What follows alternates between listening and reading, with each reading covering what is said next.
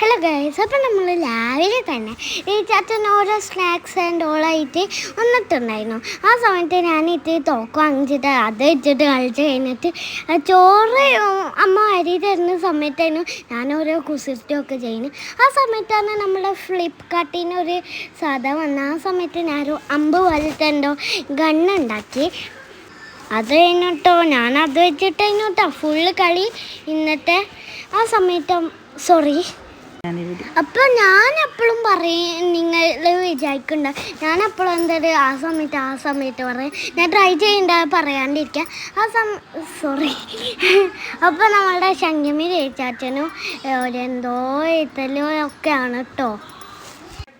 അപ്പോഴോ നമ്മൾ കുറേ എഴുത്തും കുത്തിയിലാണ്. അപ്പോഴാണ് നമ്മളെ ശങ്കമി ചേച്ചാച്ചനും ഇങ്ങോട്ടേക്കോ പോയത്. അപ്പം ഞാൻ എന്നെ നോക്കി നിൽക്കുകയാണ്. അപ്പോൾ ശങ്കമി ചേച്ചാച്ചനെ പറഞ്ഞിട്ടുണ്ടായിരുന്നു, ഞാൻ ചോദിക്കുന്നു ഞാനൊന്ന് വരട്ടെ പ്ലീസ്, വരട്ടെ ഞാൻ പറഞ്ഞായിരുന്നു.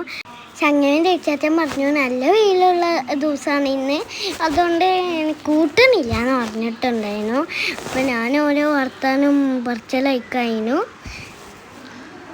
അപ്പോഴാണ് അമ്മയുടെ ഒരു ഫ്രണ്ട് വരുന്നുണ്ടെന്ന് പറഞ്ഞത്, ശങ്കമി ചേച്ചാച്ചനും. അപ്പോൾ ഇതേ വീണ്ടും മാങ്ങച്ചത്തലൊക്കെയാണ് കേട്ടോ. പിന്നെ നാട്ടിൽ ഫുൾ ടൈം മാങ്ങയും ചക്കയില്ല. നമ്മൾ പച്ചമാങ്ങ ജ്യൂസാണ് വെറൈറ്റി ആയിട്ട് ഉണ്ടാക്കണം ഇന്ന്. അപ്പോൾ കുറേ വേസ്റ്റൊക്കെ ഉള്ളൊരു ആക്രി വണ്ടീനെ കൊണ്ടുപോവാണ്.